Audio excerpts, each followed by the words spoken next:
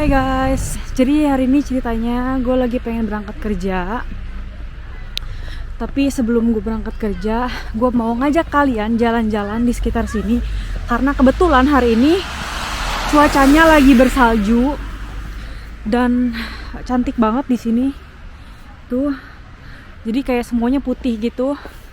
Makanya gue mau ngajak kalian jalan-jalan ke sini biar kalian bisa lihat-lihat suasana di sini kayak gimana kalau pas lagi bersalju. Dan pengen sambil cerita-cerita juga, ngobrol ngalor ngidul sama kalian tentang apa aja pokoknya. Tuh seru deh anak-anak ini pada main seluncuran di sini. Gue sih sebenarnya kalau nggak kerja juga kepengen main kayak gitu. Tapi masalahnya giliran lagi libur nggak ada salju, giliran lagi kayak begini, guenya harus kerja. Ya gitulah pokoknya. Ntar dulu nih, kita mau kemana nih? Gue bingung. Malah nggak pakai kacamata. Ini putih semua ketutupan. Gue juga nggak tahu mau jalan ke arah mana. Yaudah pokoknya kita jalan terus aja ya. Nah ya guys, jadi Jerman ini tuh sekarang asal kalian tahu lagi lockdown lagi, diperpanjang lagi. Yang tadinya cuma 3 minggu pas akhir Oktober, diperpanjang lagi sampai sekarang katanya sampai akhir Januari. Udah gitu, udah diperpanjang lagi. Terus aturannya juga makin ketat. Yang dimana kalau kita mau keluar ketemu orang yang rumahnya beda sama kita, cuma boleh 1 orang. Terus keluar rumah juga cuma boleh 15 km. Tuh guys, lihat nggak? Anak-anak tuh di sini kalau lagi pada musim salju, mereka pada main seluncuran tuh di situ. Ini rame banget di sini. Karena di sini ada kayak bukit-bukit gitu. Jadi mereka bisa main perosotan tuh kayak yang itu. Jadi mereka nanti naik ke atas itu, terus merosot sampai sini.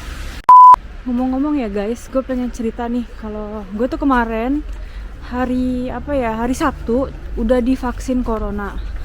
Pakai vaksin Pfizer dan itu gratis dari tempat kerja. Jadi gue udah nggak harus bayar apa-apa lagi karena itu gratis. Tapi itu juga nggak wajib, jadi yang mau aja gitu. Nah ya, ngomongin soal vaksin nih, jadi vaksinnya itu juga sendiri masih pro dan kontra ya.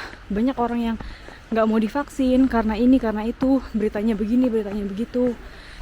Jadi kalau gue waktu itu sebelum vaksin itu gue kan nanya-nanya ya sama semua orang, nyari berita ini itu, konsul sama dokter-dokter yang di tempat gue kerja ya kan, terus nanya pendapat mereka kayak gimana, penjelasan vaksin tuh kayak gimana, ini itu. Dan ya kalau dokter-dokter di tempat gue sih mereka sepakat ya kalau vaksin itu harusnya aman.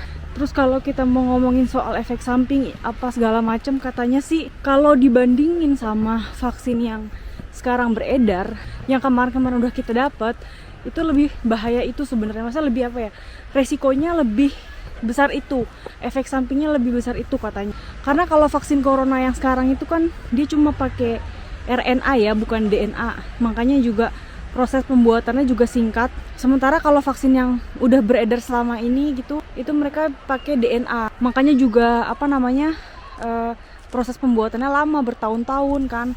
Udah gitu efek sampingnya juga lumayan besar karena dia mempengaruhi DNA. Pokoknya gitulah intinya.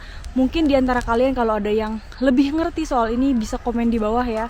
Bisa tulis pendapat kalian kayak gimana. Menurut gue ya, kalau yang mau divaksin ya silahkan. Kalau yang enggak juga ya udah, silahkan juga. Itu pilihan kalian. Kalau gue pribadi sih ya gue sama-sama berdoa aja untuk kita biar selalu dikasih kesehatan.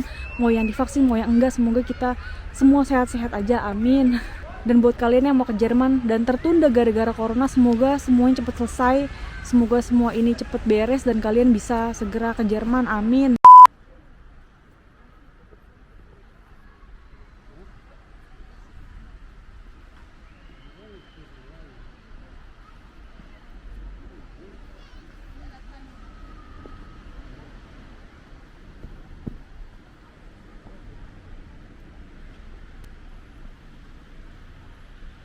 Kalau yang di sebelah sini, ini tuh biasanya stadion buat kalau dipakai konser atau acara apa gitu di kota ini. Tuh, ini stadion terbuka gitu. Terus di situ tuh panggungnya tuh ketutupan pohon. Tau gak sih guys, gue kalau lagi jalan-jalan bersalju gini ya, ngeliat anak-anak main salju gitu, gue jadi inget zaman-zaman dulu, zaman-zaman pas masih au pair. Kan gue dulu pernah ya main salju sama anak-anak au pair gue gitu. Jadi waktu itu ceritanya kita kayak main seluncuran gitu, terus bikin-bikin boneka salju, terus kayak main timpuk-timpukan bola salju gitu juga. Jadi gue inget banget waktu itu anak-anak itu kayak agresif banget mainnya ya. Dia bikin bola salju tapi dalamnya itu dikasih batu, terus gue ditimpukin gitu sama mereka pakai bola salju yang dalamnya ada batunya. Dan itu sakit banget, bener-bener sakit. Terus sampai waktu itu gue akhirnya teriak gitu kan, karena udah nggak tahan lagi, kayak sakit banget, udah yang sakit, dingin, beku, udah nggak tahu lagi gitu kan.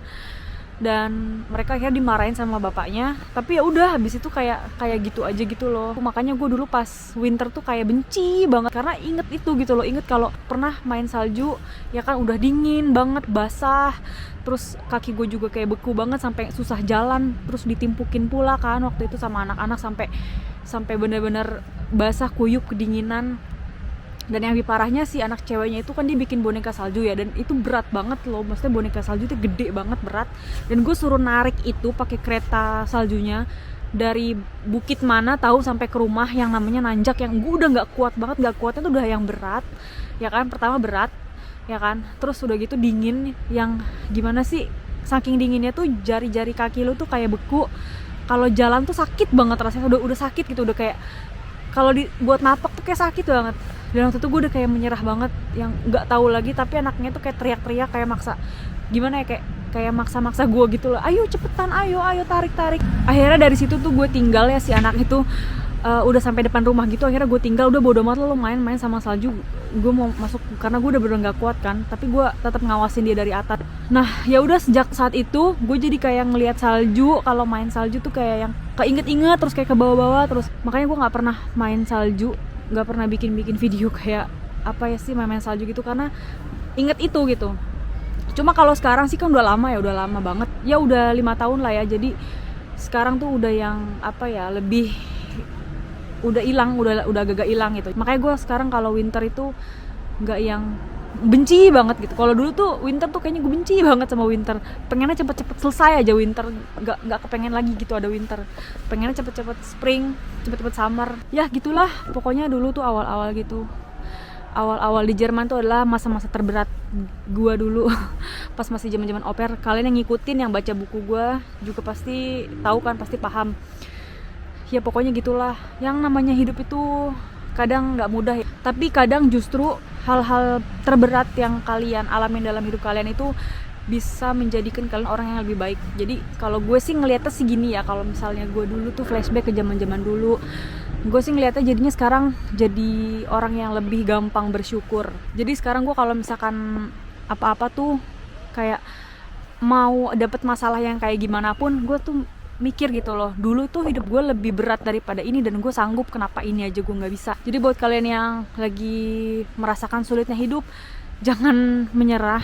Pokoknya percaya aja, kalian tuh kedepannya bakalan jadi orang yang lebih baik kok. Gue tuh kalau inget dulu, kalau jalan-jalan di tengah kota gitu ya, inget dulu tuh gue mondar-mandir di tengah kota tuh buat antar jemput anak au pair gue gitu kan, bawa-bawa tas berat banget, lari-lari, ngejar-ngejar. Terus kalau misalkan kayak mau apa gitu, ngelihat apa, pengen beli, itu tuh kayaknya mikir banget, kayak yang aduh nggak ada duit gini gitu. Dan sekarang tuh gue kalau jalan ke tengah kota, gue bebas, gue nggak tertekan, gue bisa jalan-jalan dengan nyaman gitu loh.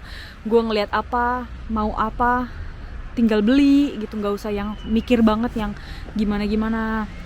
Dan itu gue syukurin banget, sangat-sangat amat bersyukur. Yang ibaratnya dulu kalau ngelihat orang tuh, aduh pengen deh kayak gitu, pengen. Kalau sekarang apa juga ya alhamdulillah kesampaian aja gitu. Belum lagi kalian yang ngikutin Instagram gue juga, pernah kan dulu gue juga sempet upload story kalau gue zaman au pair, zaman FS itu nabungnya parah banget, hematnya tuh parah banget, parah yang apa ya, antara hemat dan koret itu bedanya tipis gitu.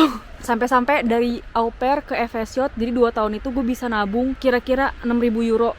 Gue bisa nabung segitu. Itu tadinya tuh gue nabung itu pengen banget biar gimana caranya gue bisa kuliah lagi kan, bisa S2 habis itu. Tapi mengingat waktunya sempit, mengingat gue harus butuh uang lebih banyak lagi, ini itu, jadi kayak ya udah, kalau memang nggak bisa S2 waktu itu, akhirnya kan Ausbildung lagi kan, perawat gitu. Jadi ya udah gitu, walaupun memang akhirnya nggak kesampaian sampai 8.000 gue nabung untuk deposit kuliah lagi, tapi seenggaknya gue tuh habis FSJ punya tabungan yang cukup lah. Ibaratnya kalau mau ngapa-ngapain, mau kemarin itu pindah tempat tinggal apalah segala macam, gak nyusahin orang gitu loh, karena gue juga punya tabungan sendiri kan, gue punya uang sendiri. ya alhamdulillah gitu loh, cukup buat semuanya, jadi nggak harus minjem sana sini apalah segala macam. Ya begitulah sepenggal cerita dari zaman dulu, kisah-kisah gua zaman dulu, zaman perbudakan.